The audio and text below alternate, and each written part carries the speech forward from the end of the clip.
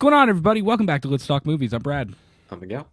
And so on Sunday night, I hopped on Twitter and I saw many people discussing or arguing, as people often do on the old tweeter, whether or not Andrew Lincoln's portrayal of Rick Grimes on The Walking Dead was better than Pedro Pascal's performance as Joel Miller in The Last of Us, and vice versa.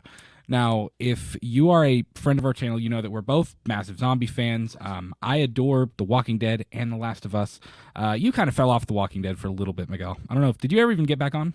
That's not to say I'm not a fan. How dare you? Right. Dare I'm he? not saying you're not a fan. It just, you fell off a little bit. Well, I did fall off a little bit. And to be fair, I did too for a little while, but I got back up on the horse. No pun intended, because The Walking Dead is not like horses, apparently. But, you know, the characters of Rick and Joel are the series leads, and they share a lot of qualities with each other, but they also differ in a lot of ways as well. And you know, everyone is so quick both have to that start big dick energy. And well, achieve it very well. The thing that kind of struck me about these conversations happening on Twitter was that I find it interesting that everybody's so quick to start the who did it better conversation, rather than looking at the characters and kind of comparing the characters themselves and kind of how their portrayals, shed light on the different qualities of those characters. So really quickly, before we get into the who did it better conversation, because that's kind of what this video is about. That's what started this kind of idea in my mind to talk about this. If we look at the different characters, starting with Rick, Andrew Lincoln's portrayal of Rick Grimes, both of these actors did a fantastic job. Mm-hmm. I think I would say that both of them are like a 9 out of 10. Really, really well done. Yeah, I'd say definitely out of like performances and like TV shows, they definitely were on par with a lot of different high caliber actors. I'd say Andrew Lincoln definitely came out swinging. He was already beloved by the end of the season 1, and then obviously Pedro Pascal with his this swagger, his daddy swagger, just comes in swinging a make with all of his episodes that he's been in. So slowly becoming America's dad. That's what Pedro Pascal is doing. Pretty much. You know, Rick is the first one that comes to mind, just because there's more of him. He's been around for longer. Obviously, we will get to see more of Pedro Pascal soon, since The Last of Us season 2 has been greenlit. But you know, Rick is both of them are that was ever in question. I know, right? Both of them are family men. Rick's got Lori and Carl. Of course, both of their stories begin with their families. Joel's begins with his daughter, Sarah. Rick's story begins with the people that are closest to him, with Lori and Carl and with Shane. One of the first, conversations that we hear Rick and Shane have are when they're in the car and they're eating the fast food, and Rick is talking about a fight that he had with Lori and how it's affecting Carl. And of course, as soon as Rick gets shot the first time, before it actually goes underneath of his bulletproof vest, the first thing he says when he gets shot is he turns to Shane and he says, "Do not tell Lori that happened ever." And then of course he gets shot. I mean, it's the fact that he turned around and was trying to make Shane swear that Lori would not find out about that, is the reason he was shot. But so both of them are family men. Obviously, we don't know anything about Joel's ex-wife. I'm not 100% sure whether she had died, whether she's just not in the picture. I don't know. But, they essentially lose in two different ways, lose the people closest to them. Obviously, Rick is shot and wakes up in this awful post-apocalyptic nightmare, whereas Joel has to kind of deal with it head on after Sarah is shot in The Last of Us. And we could sit here all day and say, oh, which one would be more traumatic, waking up and everyone you know and love is gone, or having to slowly deal every single day with not only the fact that society is collapsing and crumbling underneath of your feet, but now you have to do it without the person you're the closest to, which is your daughter. I'm not going to sit here and decide whether or not one or the other is worse, because both of them sound absolutely awful. Mm-hmm. But I think, that's a big similarity, is both of them are family men.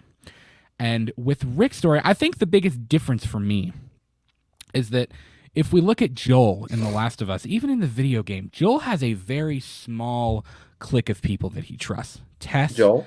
Yes. Yes. Tess, Tommy, even though Tommy's not really there. Really, when we're introduced to Joel in the quarantine zone 20 years after the outbreak happens, Hmm. Tess is really the only person Joel does trust. Tess is it. And that's not even like it's not even like 60%. Yeah, I mean Yeah. it's pretty rough. Now the difference between Joel and Rick in the sense of people is that obviously Rick finds his family in the third episode of The Walking Dead, and he's introduced. He reunites with Shane. He's introduced to Daryl and Dale and T Dog and all of these other people. Jim, Amy and her sister, and The Walking Dead is very much about, which I guess you could say The Last of Us is as well. Um, both shows and both series are, or both stories, excuse me, are ways of showing that family is not always blood. And it's the Hmm. theme of them both is kind of what it means to be family. I think Rick has a much larger bubble and a larger idea of what his family is than Joel. Would you agree with that? Yeah, I'd agree. Mainly because like I guess with Rick on that hand when his idea of family was he woke up and all he knows is like society has completely collapsed. Whereas with Joel, like he's able to see like exactly how ruthless human beings are, He as watched it happen in i.e., real time. like yeah, like i.e. his daughter getting shot. So you could see how that can definitely like turn someone off, because even as a even prior to the outbreak, Joel wasn't, he wasn't a recluse. I mean, Right. he was still friendly. He was still someone that's, Hmm. of a, standing citizen. So it's not bad. Whereas with Rick, same principle. I mean, he was a sheriff. Like, I mean, he was out there doing his civic duty and stuff like that. Who's doing his job, protecting his town. So for Rick, when he wakes up and he sees everything that's gone to shit, he's still in sheriff mode. Like he's still in Hmm. like, I need to protect, the city. I need to Yes. protect the people that I'm close to. I need to find the people I need to find and protect them. With Joel, on the other hand, he was Desert Storm, if I wasn't mistaken. He served his Yeah. military, my man. Like he's been through the gutters, Hmm. and when he got to see exactly how the government pretty much treated everyone in in the country after during the events of the outbreak, like yeah, that would turn me off, Right. uh, truthfully. So I mean, I would say I know you don't want to say who had it worse, but I mean, from being honest, like Joel obviously had it worse, but that's not really the point of the conversation. But I'd say that I guess the question is whose story so far in season one, I guess, because that's all you can really go off of. Right. Whose story in season one did you feel was much more impactful, Rick's or Joel's? If I'm just basing off of the first season of each show and not looking at Rick's arc as a whole, probably Joel's. Now, Yeah, and looking at plus you. Rick's arc Mhm. in terms of the entire series, now that we have a completed series, and I know technically Rick's story is not over, but we get the idea.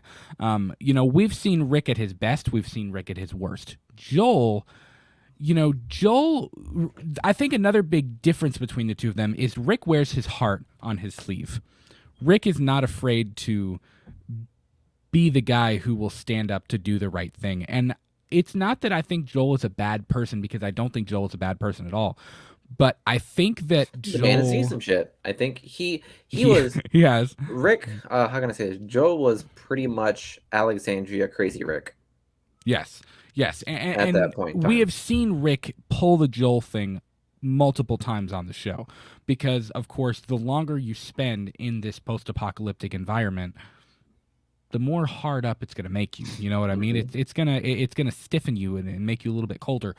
Joel has always had a coldness to him. Even before the apocalypse, Joel was not a warm, lovey-dovey type of guy. And I that's not thought to he say that he was. didn't have a great relationship with Sarah. I think he was a great dad. I think he was a kind person. I think he was a good person. But Rick definitely has a little bit of a softer touch, I think, than Joel, at least in the earlier sense, if we're going back to thinking about season one. Rick is always the guy who's trying to pull people together and trying to do the right thing. I think back to there's two moments that stand out to me thinking about that. It's when obviously in season 1 when he's got Merle up on the roof in Atlanta and he says we survived this by pulling together, not apart. Joel would have never said something like that because No. Joel was like, "Look, if you're standing in between me and in between me and my Me and destination, my I don't goal, care. I yeah. don't care if you're Mother Teresa. I'm blowing your face off. Like that's just the way it's going to be." Hmm. And Rick has a little bit more of a moral compass, I guess I would say. Again, not to say that Joel is a bad person. I think Joel is a very good person, and I think that shows in his relationship with Ellie and his arc throughout the first season and the first game of The Last of Us. But another difference is Rick is very much about community and that sense of family. Again, what it means to be family. Part of Rick's entire goal, whether they were at the prison, whether it was with Alexandria trying to bring together Oceanside and the Kingdom and Hilltop, and then even taking in the Saviors after that whole war ended. Hmm. Rick is about community and he's about people pulling together and being stronger. I think to maybe the most important scene with Rick in the entire show, because again, the final scene, if you've seen, spoiler alert, if you have not seen the end of The Walking Dead, but if you've seen the final scene when Rick's got Negan on the ground after their battle Hmm. at the end of the Savior War, and he tells them to save him after he slit his throat. And everybody's like, save him. What do you mean? We just spent all this time trying to kill him. And Rick gives his whole speech of, we are life, that's death. And of course, he points to what we presume to be Alpha's herd off in the distance, or her horde.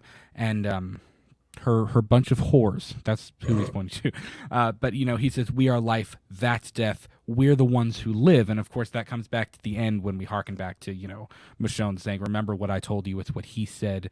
We're the ones who live." And that's kind of the theme of the entire show. But Rick is about building community. He's about building family. He's about adding people to their circle because Against it the will zombies. make you Yeah. stronger. We're stronger together than we are apart. Now, that doesn't mean that Rick has blown through some people in that show. Rick. I mean, Hmm. we've seen Rick at some pretty low points as well. Yeah. But I think Joel definitely has a little bit more of a coldness to him. Joel is not super willing to extend that inner circle to very many people. I think that's why Tess's death was so hard on him. I think that's why he had such pause and such but I don't know what's the word he didn't want to get close to Ellie, and of course, Hesitation. yes, thank you. He was so hesitant to let Ellie in and let himself get close to her, but again, it's what makes his arc so good in the first place. So Hmm. which performance was better? Time will tell At that with point, you're Pedro talking about like Pascal. the actors itself, Exactly. and you I don't know can't if I can really. answer that question. Hmm. Which seems like a cop out. I know many people are going to be in the comments like, these stupid idiots, they can't even make a stupid decision. Blah, blah, blah.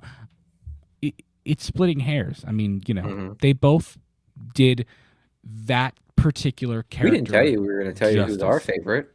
We just Yeah. said who's better. We're just Now, raising the question. if we were to say who wins in a fight, Joel or Rick, that's a good question. That I is a don't pretty know. valid question. I don't know. Part of part of me says Joel just because he's so laser focused. I would Rick would guess be trying to bargain with him. Don't do this, brother. That'd be yeah. Rick the entire time. I Joe don't would know, be man. really Joe would be pretty much straight to the point, I gotta say. It also depends on whether we're talking like season 1 Rick or season like 6 Rick. Because season 6 Rick Well, was pretty we're rough. halfway through the story. you know, We're halfway through the story now, right now with Last of Us, right? right? Yeah, So I mean, and we've seen like how can I say this? we've seen Probably Joel at his worst four or too. five seasons. We've seen about 4 or 5 seasons of Rick by the time Right. Joel's story is done Mm-hmm. with this season, right? Because Yeah. they're like zooming past it. Right. So yeah, I Zooming say past it. around like season 4 or 5 of The Walking Dead's Rick is right around where we see Joel's. Yeah. Yeah. Adapting The Last of Us has been so much quicker than adapting The Walking Dead. They're racing through it, Yeah, man. yeah, they just breeze right through it within a week. That's like, can you imagine how The Walking Dead would have looked had it been like that? brushed over like that. Yeah, shit, man. I That don't know was if it would have been possible.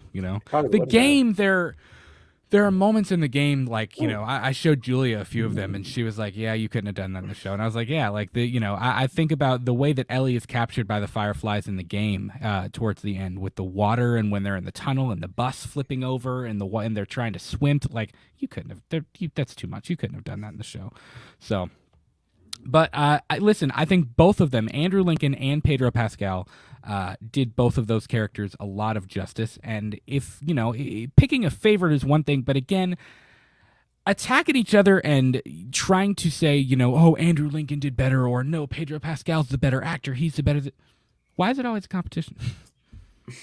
Why do we always have to make it a competition? I think we have to understand to a point that I think with Andrew Lincoln, like he didn't really have much of a repertoire before The Walking Dead. I mean, let's be honest. What do we know him from? I mean, The Walking Dead made him. Yeah, pretty much. So you have Pedro Pascal, which was like pretty much a obvious, or like now that you think about it now, thinking back now, had you heard the news, obvious choice because of the the types of roles he's been in. He's been in a lot of great roles. He's definitely been able to show out, and I love both actors. I mean, I love Pedro Pascal is absolutely phenomenal right now. Yeah, he's eating it up right now.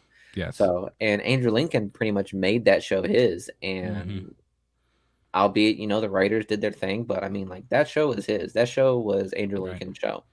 So both gave their performance at a high caliber and at a level that you'd expect from both parties, given their experience. So I mean, yeah.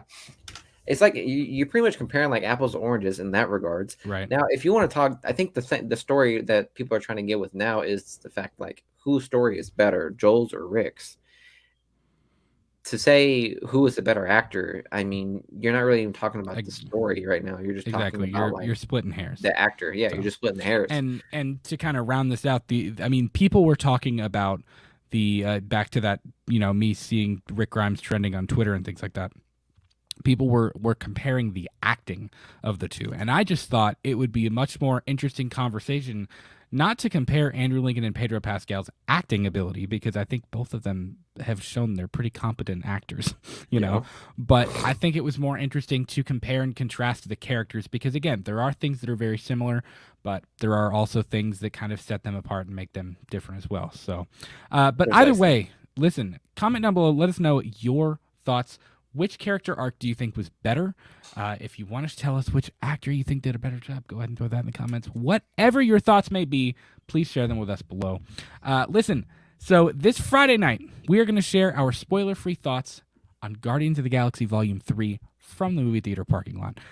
Saturday night, we are going to be live on episode number 112 of Let's Talk Movies, talking all the spoilers for Guardians of the Galaxy Volume 3.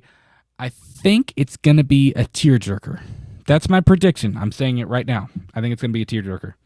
It very well could be. It's going to happen. So bring your tissues. And then on Monday night, we are dropping the brand new opening credits for the show on YouTube. So been working on that. Rolling another one out, baby. That we are. That's where we've been for the last week. So guys, please leave us a comment down below. Leave the show a like.